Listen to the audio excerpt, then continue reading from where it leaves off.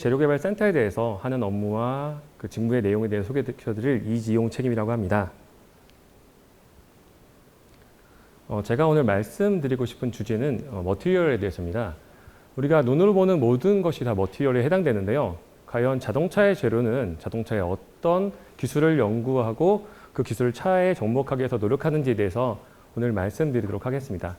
먼저 그 발표 앞서 제 간단한 소개를 좀 드릴게요. 보신 게 제 사원증이고요. 저는 역시나 재료를 전공했고요. 입사는 여러분과 같은 그 시기를 거쳐서 저는 NGB로 대학 3학년 때 입사하게 되었고요. 2005년에 1년 반 지나서 회사에 들어오게 됐습니다. 경력을 보시면 간단하게 이제 금속재료 연구팀에서 금속 소재를 분석했고, 이어서 재료 분석팀에서 고장 분석과 CT 오퍼레이터를 했고요.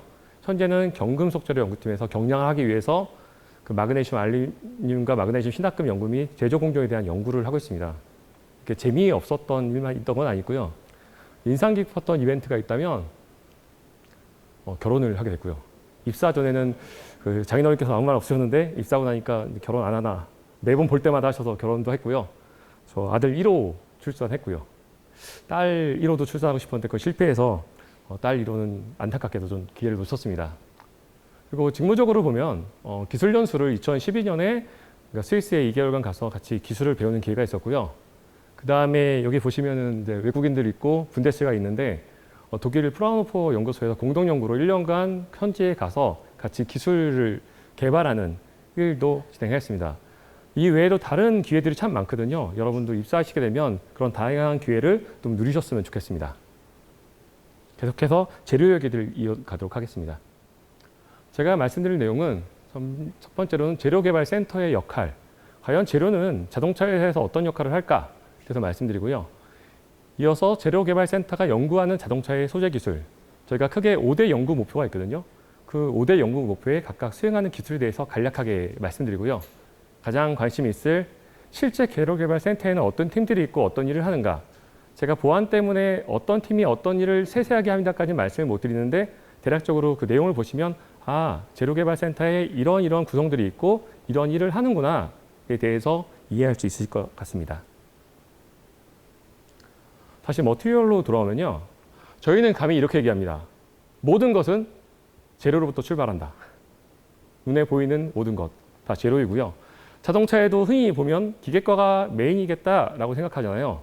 하지만 그 기계를 이루는 하나하나의 부품, 그 부품을 이루는 하나의 구성 요소는 스틸, 알루미늄, 고무, 플라스틱, 그 기타의 재료들로 다 구성됩니다. 따라서 기본 중의 기본인 재료는 전면에 드러나진 않지만 자동차 개발, 모든 부품에 꼭 필요한 든든한 토양으로 작용합니다. 그러면 현대 기아 자동차에서는 재료가 어떤 역할을 하는지 잠깐 말씀드릴게요. 다음, 보시면 굵직굵직한 주제들이 있죠. 그룹 R&D 6대 전략, 핵심 3대 전략 분야, R&D 미래 기술 전략.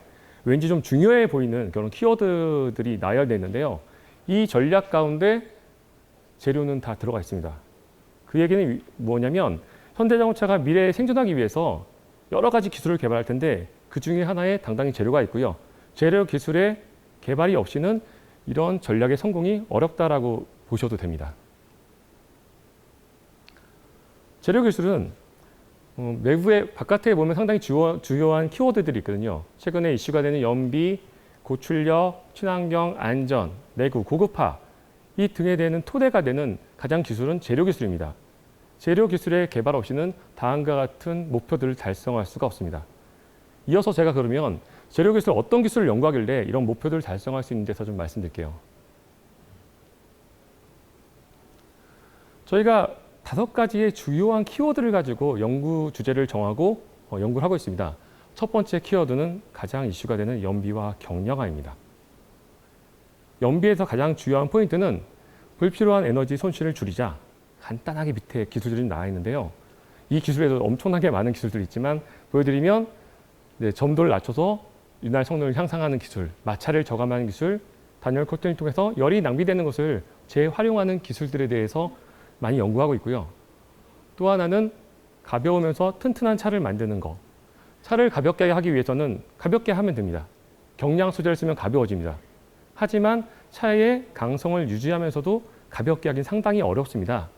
따라서 저희 센터에서는 다음과 같은 하이브리드 차체 부품, 기존의 스틸의 강성을 유지하면서 알루미늄이나 다른 경량 소재로 가볍게 하는 기술, 그리고 부품의 내부를 중공화시켜서 속을 비워서 가볍게 하는 기술, 이외의 다양한 기술들을 경량화의 목표로 삼고 연구하고 있습니다.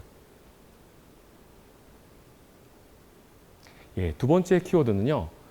안정과 내구성 향상을 위해서 저희가 소재를 개발하고 기술을 개발하고 있습니다. 강하고 또 유연하게, 참 어려운 얘기거든요. 강하면 강하고 유연하면 유연합니다. 이 두 개를 동시에 달성하기는 상당히 어려운데요.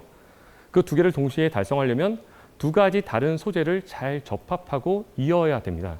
따라서 저희 쪽에서는 그 이종 재질에 대한 접합 기술에 최근에 많은 힘을 쏟고 있고요. 아까도 직무 토크 때도 많은 질문하셨는데 CFRP 같은 소재, 그 소재로 차를 구성할 수 없습니다. 결국 다른 소재와 잘 연결해야 되는데 그런 연결에 대한 기술, 또한 해석을 통해서 이 부품이 여기에 적당한지 적합하지 않은지, 유연할 때는 유연하게 만들 수 있는지 없는지에 대해서 연구하고 있습니다. 또한 견고하고 부식에 강하게, 참 중요하죠.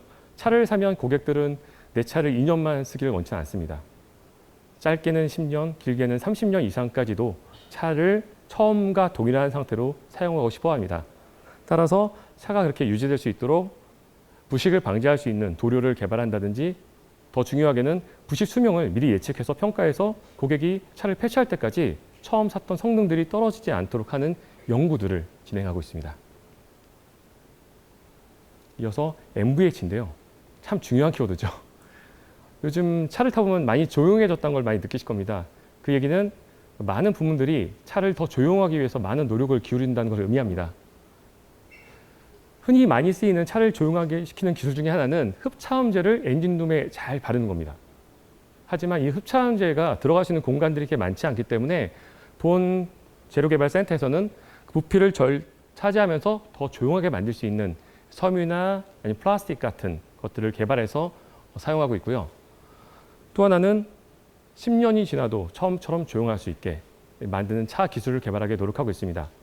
가장 필드에서 제기되는 클레임 중에 하나는 내 차가 처음엔 조용했는데 3년 지나니까 왜 이렇게 시끄러워졌어요? 이런 고객의 목소리가 참 많았습니다. 그래서 많이 노력했습니다. 처음에 조용했던 부분들을 그들을 유지하기 위해서 고무 기술을 개발하고 있고요. 차 바닥에서 올라오는 소음들을 끊임없이 조용하게 하기 위해서 언더커버 소개 기술 같은 것들을 끊임없이 개발하고 있습니다. 최근에 화두가 되는 고급화입니다. 또한 0.1%의 차이입니다. 저희도 M 브랜드와 디네이스 브랜드를 출시했거든요.